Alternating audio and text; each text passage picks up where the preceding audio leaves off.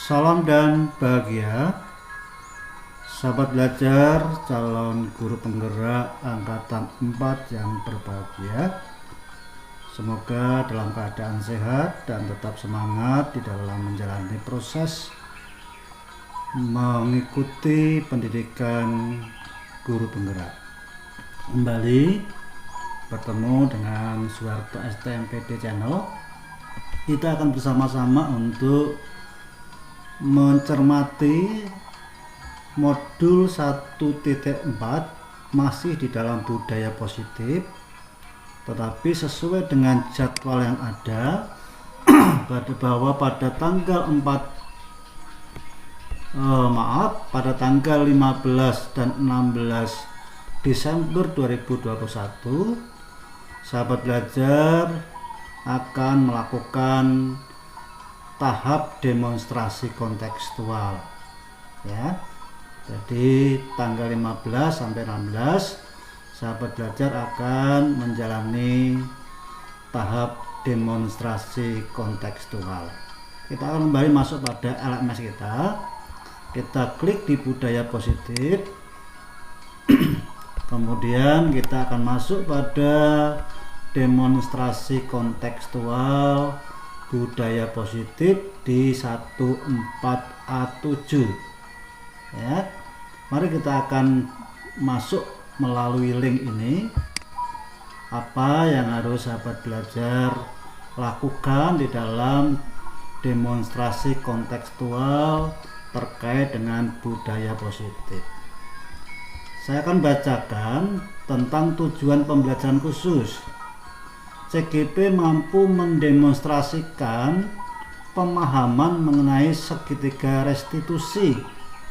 Jadi sekali lagi kata kuncinya adalah mendemonstrasikan mengenai segitiga restitusi ya, dengan melakukan praktek segitiga restitusi dengan murid di sekolahnya. Jadi sahabat belajar akan melakukan praktek terkait dengan segitiga restitusi ini yang sudah sahabat pelajari dari mulai eksplorasi konsep sampai pada ruang kolaborasi sebelumnya. Kemudian Bapak Ibu calon guru penggerak setelah mempelajari konsep inti dalam modul ini dan melakukan refleksi terbimbing ya, baru saja sahabat belajar juga melakukan refleksi terbimbing. Sekarang saatnya Anda mendemonstrasikan pemahaman Anda secara kontekstual atau di ranah sekolah Anda. Artinya sahabat belajar diminta untuk mendemonstrasikan terkait dengan pemahaman segitiga restitusi ya. Kemudian di sini petunjuknya adalah pada tahap demonstrasi kontekstual ini Anda akan melaksanakan praktek segitiga restitusi terhadap satu murid di sekolah Anda. Saya ulangi, melaksanakan praktek segitiga restitusi terhadap satu murid di sekolah Anda dengan ketentuan-ketentuan sebagai berikut. Ada 6 ketentuan sahabat belajar. Yang pertama, buatlah skenario lengkap untuk melaksanakan praktek segitiga restitusi terhadap 2 kasus mengenai murid yang melanggar peraturan di sekolah Anda. Jadi yang pertama, sahabat belajar diminta untuk membuat skenario lengkap ya sebelum melaksanakan praktek dengan 2 kasus ya mengenai murid yang melanggar peraturan di sekolah sahabat belajar. Sudah paham ya? Jadi yang pertama tentunya terhadap satu murid, kemudian yang berikutnya adalah sahabat belajar akan membuat skenario. Kemudian yang kedua, ajaklah satu murid Anda untuk melakukan praktek segitiga restitusi tersebut. Jadi sahabat belajar, dengan satu murid tersebut melakukan praktek segitiga restitusi. Yang ketiga, lakukan praktek segitiga restitusi. Minta tanggapan murid Anda mengenai perasaan mereka ketika Anda melakukan praktek segitiga restitusi tersebut. Jadi di sini ada kegiatan di mana murid sahabat belajar yang melaksanakan praktek segitiga restitusi ini diminta tanggapannya. Kemudian yang keempat, rekam praktek segitiga restitusi sesuai dengan skenario yang telah dibuat beserta tanggapan dari murid Anda dalam bentuk video. Jadi dari mulai skenario kemudian dipraktekkan, kemudian murid memberikan tanggapan dan semua kegiatan direkam ya dalam bentuk video. Yang kelima, unggah video praktek segitiga restitusi ke kanal YouTube atau bisa ke Google Drive ya, dan sematkan tautannya pada LMS. Jadi sahabat belajar, silakan video tersebut diunggah di kanal YouTube atau di Google Drive sehingga yang disematkan itu hanya linknya atau tautannya. Kemudian perhatikan rubrik penilaian untuk demonstrasi kontekstual yang telah disediakan.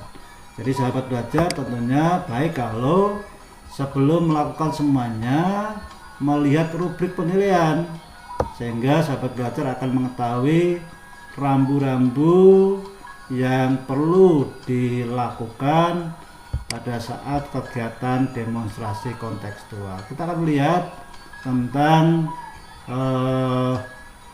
rubriknya ya. Rubriknya ada dua komponen. Yang pertama adalah isi skenario ya. Yang kedua adalah penampilan.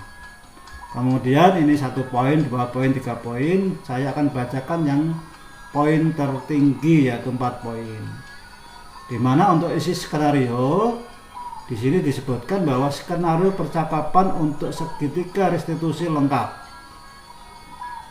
Kemudian pemilihan kalimat sudah tepat, yaitu sesuai dengan konsep, runtut dan mudah dipahami. Silakan sahabat belajar bisa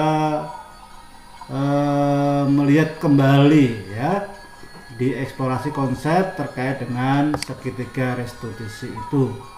Kemudian berkaitan dengan komponen penampilan, saya akan bacakan juga pada poin yang tertinggi atau 4 poin adalah melakukan praktek segitiga restitusi secara lengkap sesuai dengan skenario.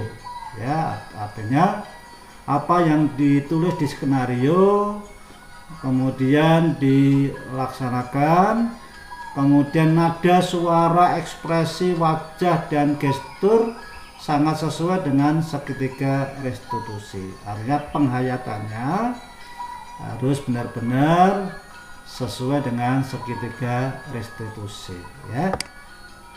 Ini tentang rubrik ya. Kemudian kita kembali lagi ke halaman sebelumnya sahabat belajar. Jadi nanti sahabat belajar akan mengirimkan seperti yang sudah sesuai dengan petunjuk pengiriman ya, baik yang diunggah di kanal YouTube maupun di Google Drive ya, karena diharapkan bahwa video itu nanti yang disematkan hanya tautan atau linknya. Saya kira cukup jelas ya sahabat belajar ya.